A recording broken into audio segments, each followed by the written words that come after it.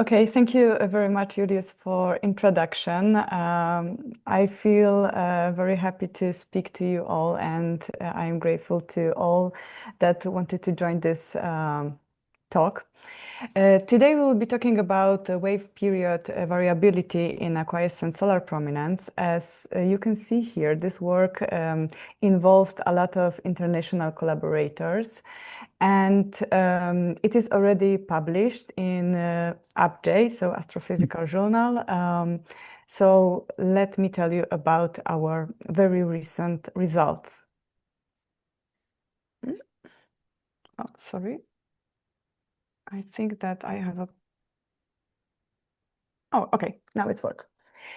Main research questions that actually motivate us to start this investigation was, can prominence destabilisation be heralded by observable precursors?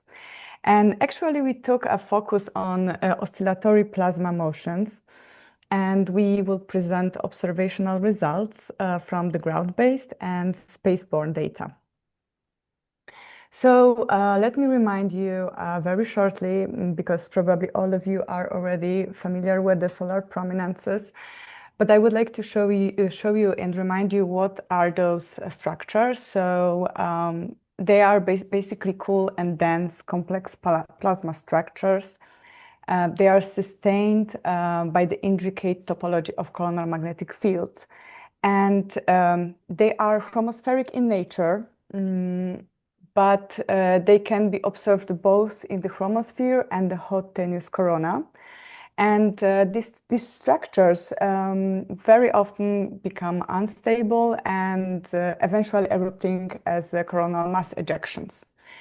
So for over 2 decades, there was many different classification of solar prominences, but I would like to focus here on the classification based on their evolution. So we have quiescent prominences, and they are magnetized, of course, relatively cool and dense materials. And they are only suspended 35 up to 50,000 kilometers above the sun's surface, and mostly they are having non-erupting state.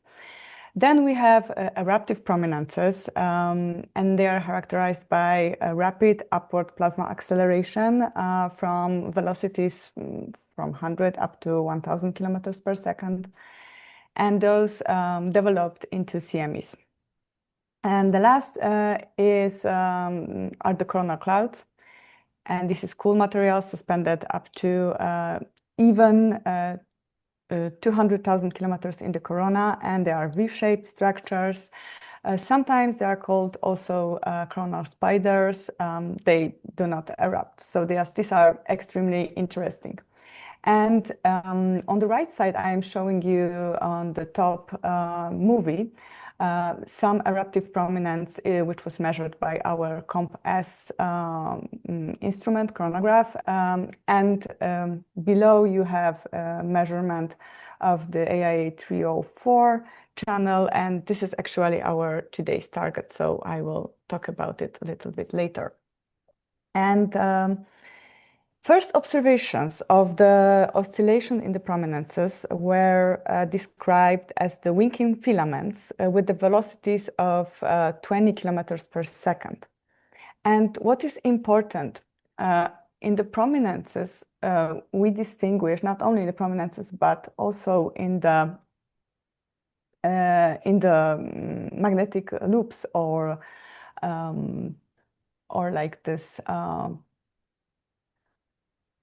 magnetic loops. So we distinguish transverse side swing motions of filament threads, and these are transverse waves, or we have longitudinal oscillations. And basically on this image, I'm showing you that transverse oscillations are observed as Doppler shifts in the line of sight, and displacements perpendicular to the line of sight. So basically, we can observe them using Dopplerograms. So like, for instance, the COMP Doppler shift. And longitudinal oscillations are observed mainly in intensity, with a smaller phase shift. So in that case, this would be, for instance, AIA intensity data. And this was already, of course, this is for publication from TERFAL from 2013. But in general, the oscillations in the prominence have wide range of periods. And they started even with shorter periods than 10 minutes. Then we have intermediate periods, and they are lying in between 10 and 40 minutes. And we have very long period oscillations, which are longer than 40 minutes. So all of this oscillation can be observed inside the prominence body. And there was a nice publication, a very recent one, done by Ichimoto in 2024.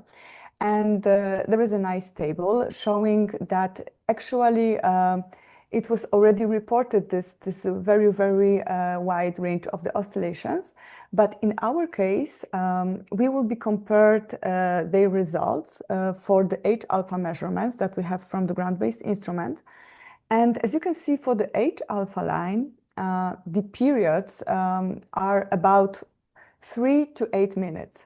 So we are interested in this range of the periods, talking about the H-alpha oscillations.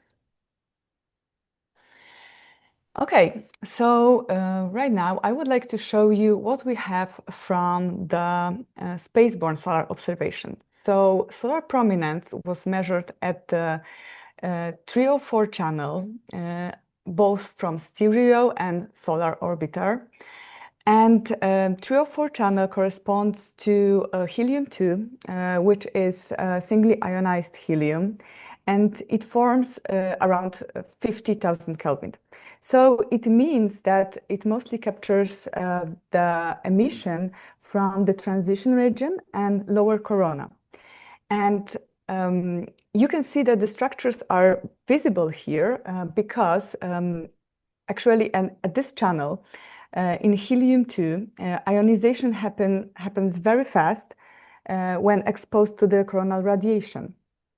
And because the plasma is very dense, so the emitted photons get scattered just right away, and they are not traveling very deep inside the structure. So basically what you can see here is mostly a surface effect. So it's like an outer layer of destruction, and it's not a full depth view into the prominent body.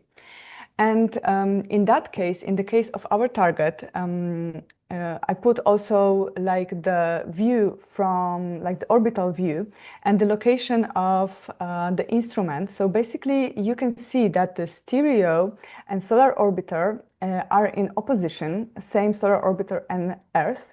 They are inclined in about 170 degrees, which allows us to have both ahead and behind view for the same structure. So we have this near side and the far side view, but also, as we know from the Earth point of view, we also have the data from the SDO, AIA 304. So we can directly compare both three of these measurements because they are corresponding very well to each other. Although I also prepared like kind of visualization how it actually looked like, so where those measurements were taken.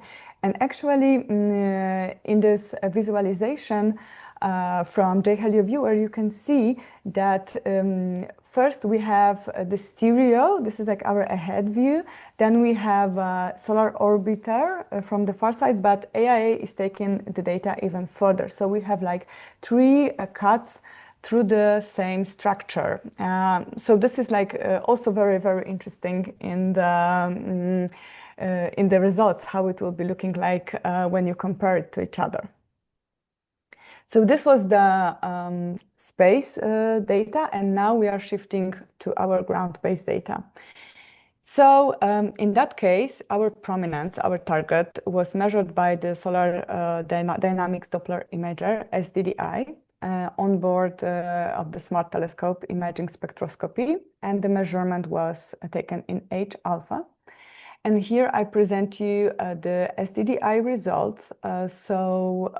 First column top is the from the left side. So first column from the left side top is the intensity image. And then we calculated the Doppler shift. So we have the Dopplergram, which is the middle panel. And then we have also to compare the stereo data. And as you can see, I overplotted the intensity contour onto the Doppler map and onto the stereo data. And same I did for the AIA, which is the middle column of these plots, to align all of this data together. For the solar orbiter, we also have the measurement of the same region.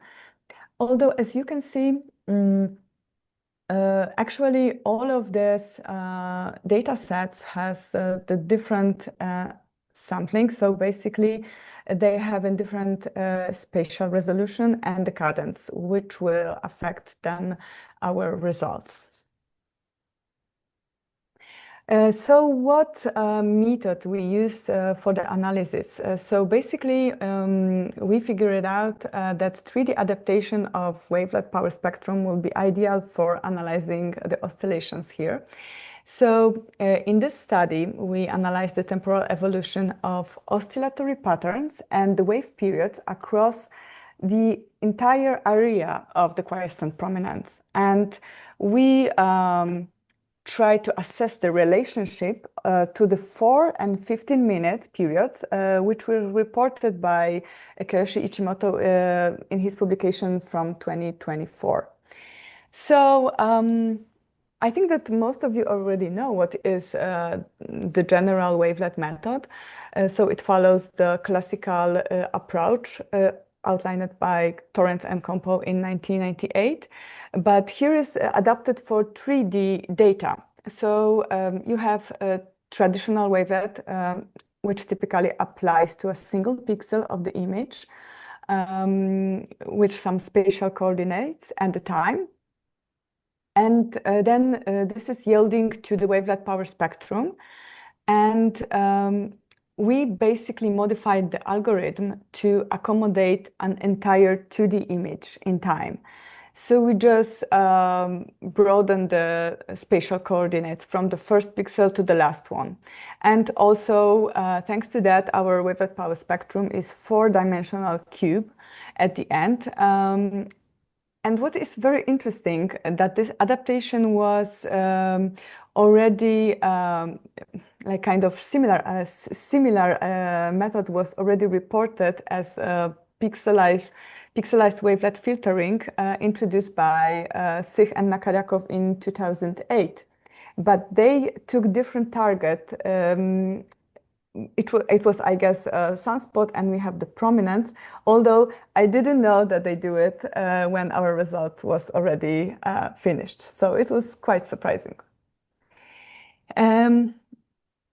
Okay, so what we did first, applying our wavelet to the ground-based observations. So we have this Doppler signal from SDDI, and we have intensity data. And we calculated wavelet power spectra for this tiny part of the prominence, as you can see here, and it's marked with this horizontal cut. And we found on the wavelet power spectra that our dominant periods actually lies in between 20 and 31 minutes. So we have these peaks, and here for the Dopplergrams. So when you looked at the left side, and then here the black contour indicates our significance level. And we have also here the cone of influence, which just means that everything which is lying outside this cone is actually cannot be considered as a significant result. So basically, we cannot take it into the consideration. For the wavelet power spectrum taken for the intensity data, we found also 30-minute periods and then 57-minute periods. So as you can see, the velocities of the Dopplergrams can show different results from the intensity. We knew it already, but we wanted to check how far is that different. Okay, and then we have, of course, wavelet results from the space observatories. I was very curious to actually do the same, but for space data, and then check what are our results. So if we did a wavelet power spectrum for the AIA 304 and stereo data, we found periods of 13 and 74 minutes in the case of AIA and 53 minutes in the case of stereo. This SDO 171 was just only used for the alignment of our ground-based data to align it with 304 from both SDO and stereo instruments. So then, of course, we wanted to compare all our space measurements that we have. Unfortunately, because of the temporal and spatial resolution of the solar orbiter, we are far beyond with the results, with the significant results, far beyond the influence cone, and therefore we cannot actually take those results as the true ones. So unfortunately, we have to just neglect those results, and then we just focus to compare our ground-based to the space data. So when we compare actually the wavelet power spectrum from SDDI H alpha, remember H alpha is most internal part of the prominence, so H alpha is probing the internal part of the structure, whereas the AIA 304 is more outside. But actually, when we compare those results, we have pretty similar results. So the stereo is very likely as the intensity data from the SDDI-H alpha. So we also find the periods about 50 minutes. Interesting that is we have pretty nice sampling in the 304 AIA. So this is very nice, and as you can see, the Dopplergrams and the AIA 304 looks very similar, although the periods are shifted a little bit higher. So the dominant periods are a little bit different for those two measurements. But okay, we constructed. So this was for only one small part of the structure, because we wanted to have an idea. Like the first view, what can be the dominant periods in this structure. But of course, we have four-dimensional vectors. So basically, we can have any period at any pixel of this measurement in time. So basically, we can construct the bandpass or identify our dominant period in the whole structure. And we did that. So basically, on the left side, you can see like I call it 3D wavelet spectrum periods, but they are divided into some period bands. So you can see 14 to 16 minutes from both SDDI and stereo, and then we have the second bandpass, which is 32 to 41 minutes. And as you can see, we can track the power of these periods, in the whole prominence body, and moreover, we can track how it is changing with the time. So this tool, although it's very simple, it's very, very powerful. And we also created like kind of more simple plots to show it, how it is distributed. So we found that our dominant periods in the whole four-dimensional cube will be from 28 to 31 minutes, then from 14 to 17 bandpass, and then 3 to 6. But as you can see on the right-hand side, this cocoa plot and then these three colors, green, red, and blue, I divided in such a way that each color denoted different bandpass. And then cocoa plot is a kind of superposition of the three. So we can see that 3 to 6 minutes, it's mostly, so this oscillation is mostly present at the solar limb. So it doesn't, it's not transfer very much, it's not so powerful inside the prominence body also, although it is still present. So the best result is here for the 14 and 17-minute periods, which is fully present inside whole prominence body. And this is very interesting results as well for the solar limb. So as you can see, there is not much difference in these periods for this bandpass. Very interesting result is 28 to 31. So this is very hard to interpret, although you can see the distribution here. Okay, so to show you how it looks like when you kind of animate it in a time. So you can basically take some bandpass. I took the most prominent one. So I took 14 to 16 minutes oscillation. And on this animation, I am showing you how it changes within a time.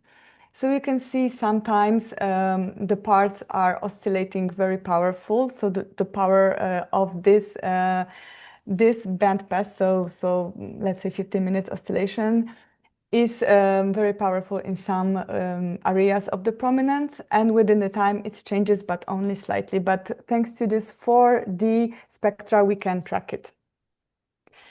And we also did, this was like kind of just to see what is going on with the structure in time. And I introduced like kind of loops. And I have to tell you, these are not proper magnetic loops paths, but this is like kind of suspected magnetic structure that it can form like this inside this prominence.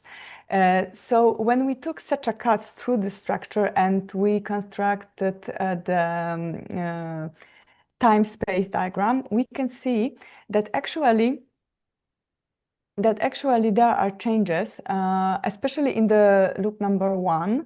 So this is for the SDDI Doppler map.